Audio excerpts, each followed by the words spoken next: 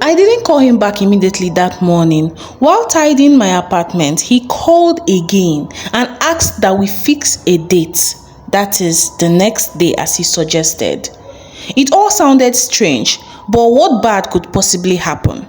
At the end, I get a free food and maybe a flashy place to take pictures.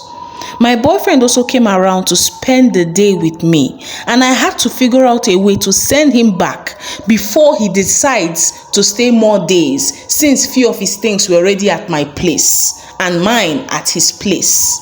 My boyfriend left that night and I was excited. The following day, I brought out few things and I had to go for my makeup session. Everything was on fleek. I booked my Uber and I left immediately to the venue. When I was done paying the Uber man, I turned around and I saw Donald coming down from his vehicle. It was banging. I already made up a lot of things in my mind on how that vehicle would be mine someday, but it was all la la land, because nothing ever would make him settle down for someone like me, and understanding our past history seemed impossible. I called to his attention and he was so excited to see me. We entered the restaurant as a couple and I felt so high. It was at that moment I knew I would not settle for less. Donald's perfume alone left a print permanently in my brain.